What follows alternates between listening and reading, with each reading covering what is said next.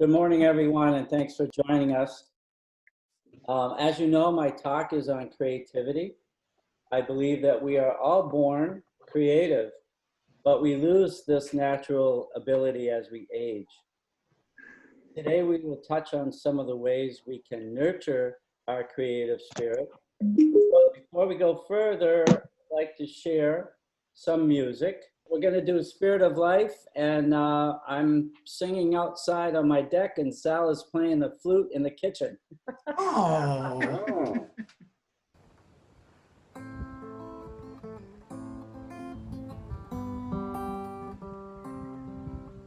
Spirit of life, come to me, sing in my heart all the stirrings of compassion, blow in the wind, rise in the sea, move in the hand, giving life the shape of justice. Roots hold me close, wings set me free. Spirit of life, come to me, come to me. Spirit of life, come to me, come to me.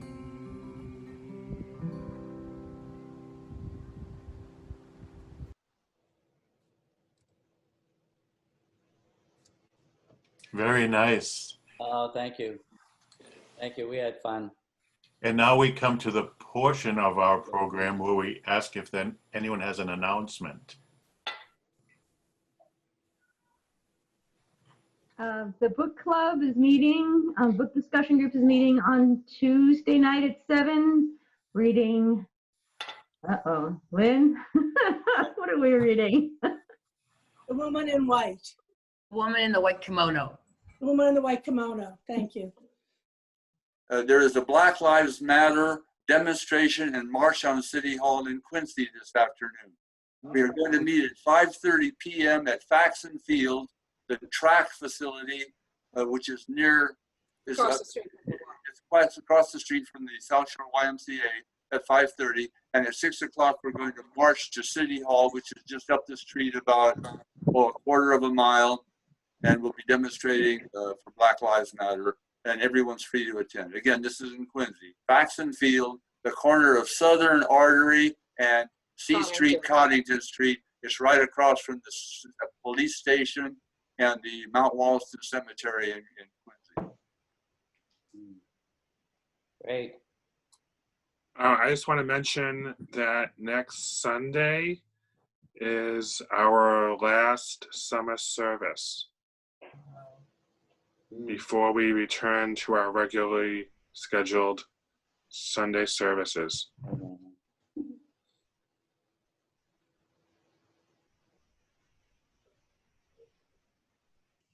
Who is doing the service? Who is doing the service next Sunday? Bueller? Maureen? No. Yeah, it's Maureen. Maureen and Yes. Kate next Sunday. And what is Yes. the subject? What is the subject, Maureen? Labor unions. Oh, great. All right, joys and concerns then, we're done with announcements?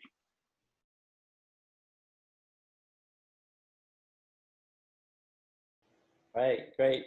Thank you, thank you. All right, so as I said before, we are all born creative. And as young adults, we have no rules and are able to play and make stuff up. As we become adults, we are conditioned by society, teachers, parents, and lose some of our natural ability to play, experiment, and figure things out on our own.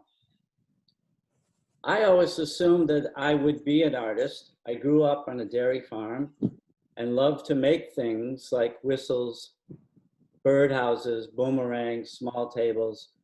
I enjoyed coloring, drawing, camping, hiking with the Boy Scouts, and studying for various merit badges. My mother brought me to oil painting classes, and I had private piano lessons while in high school. My high school guidance counselor advised me that very few people make a living being an artist, and suggested that I study computers. And so I did. After college, I moved to Boston and worked for an insurance company for 21 years. During this time, I found a watercolor teacher that I studied with for several years. For me, there's no other medium like watercolor that gives the fresh, spontaneous feeling of transparency.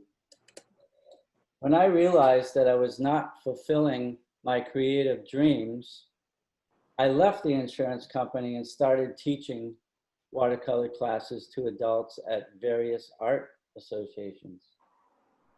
My income took a big drop, but I was now my own boss and not stressed out by the corporate world.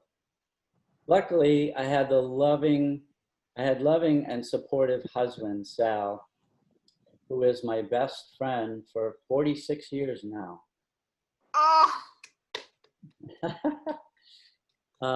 Many of us get stifled by someone or something that has a negative effect on our spirit. Many times I've heard from my students that their art teacher scolded them or embarrassed them so deeply that they were afraid to be creative, and that left some deep scars. I also believe that art making is a learned skill. Anyone can do it if they have enough interest to try.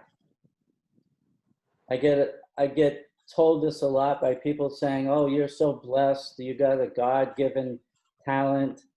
But, you know, again, that's your interest. I think it's really a learned skill, not so much something that you really have. Okay,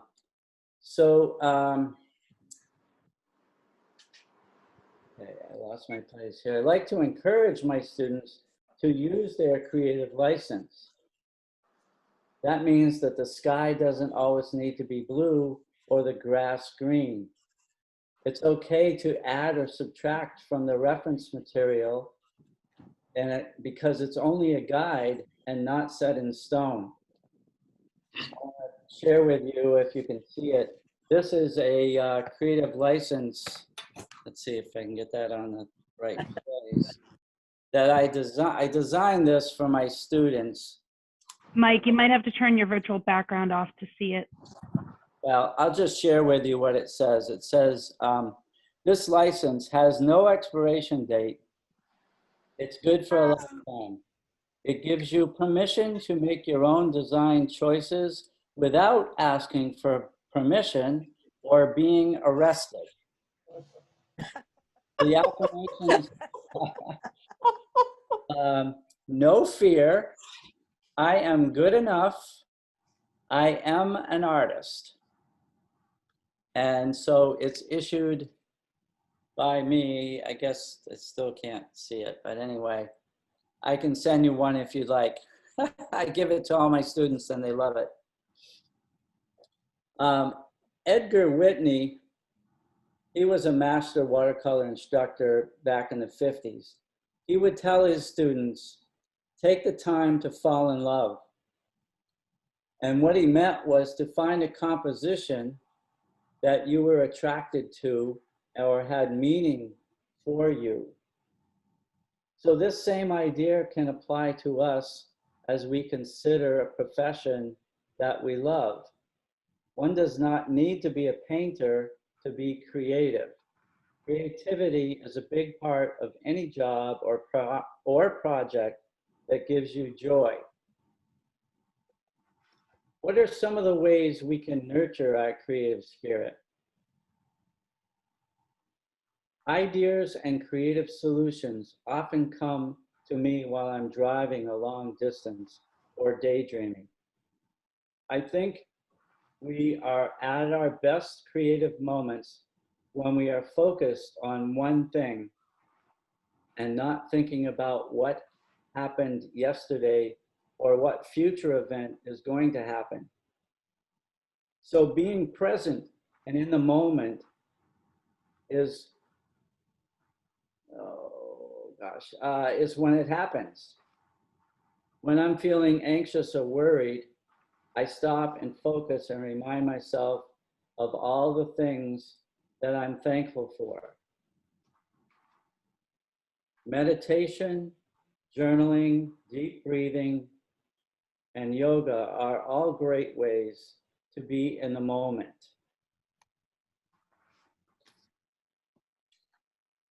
One of my favorite quotes is, "To live a creative life, we must lose our fear of being wrong." This is by Joseph Chilton Pierce. Joseph Chilton Pierce. Look him up on YouTube. He's got lots of great information out there. He was a 90-year-old author who has written many books on human development. His quote really resonates with me. It gives me so much freedom, and I think it's the perfect reason to use our creative license. Maybe now that I'm 68, it's easy to let go of what others think. Forget about trying to be perfect. Try not to judge yourself and let go of your ego. Not an easy thing to do. I am so thankful to be a teacher and to work in beautiful parts of the country. I have painted in Italy, but New England is special to me. I currently live in a wonderful coastal town in Massachusetts, high on a cliff overlooking the Atlantic Ocean, with never-ending inspiration. I am also blessed to have a following of great dedicated students who keep returning year after year. In the winter, from January through April, I teach all levels of watercolor and acrylic painting at the Center for the Arts in Bonita Springs in Southwest Florida. Creativity and art is a very subjective and mighty arbitrary. Not everyone will agree on what good art is or appreciate what you do. So don't think that perfection is attainable or even desirable. Don't worry, be happy. The main thing to think about is your process. As Sister Corita Kent said, nothing is a mistake. There is no win or fail. There is only make. Then the company, the sneaker company Nike, came along and their logo was "Just Do It." So I encourage you to just do it. Go and make your art, whether it's a stone wall, a garden, or a meal for your family. If you put love into it, it's a work of art. Thank you for listening and being with us today. And now I'm going to let Alicia end with our video.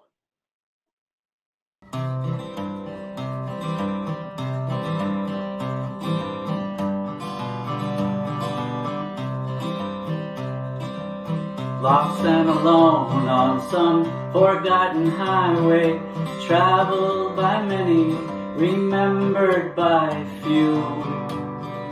Looking for something that I can believe in. I'm looking for something I'd like to do with my life. Well, there's nothing behind me and nothing that ties me to something that might have been true yesterday. Tomorrow is open. Right now it seems more than enough to just be here today. I don't know what the future is holding in store. I don't know where I'm going, not sure where I've been. There's a spirit that guides me, a light that shines for me. My life's worth living, I don't need to see the end. Sweet surrender, live without care, like the fish in the water, like the birds in the air.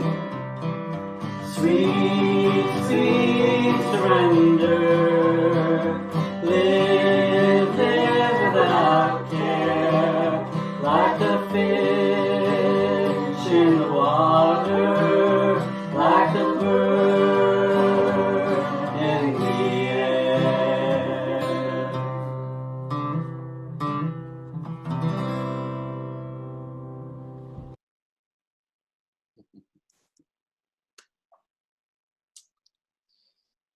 Thank you all. Shall we have a little discussion if we got a little bit of time, if anybody wants to, or you want to break out into chat rooms? What do you want to do?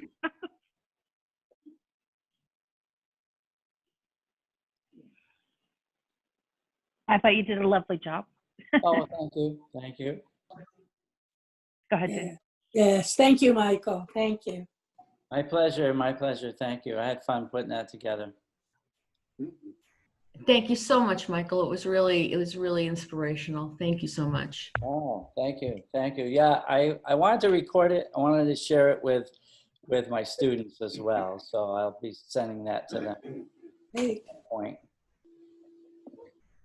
I have a question. Sure. Who wrote that song, Michael? Oh, that's John Denver. That's one of John Denver's tunes. Oh, nice. Yeah, yeah. Yeah. Yeah, no, I can't take credit for it. Sal, you look great too. Thank you.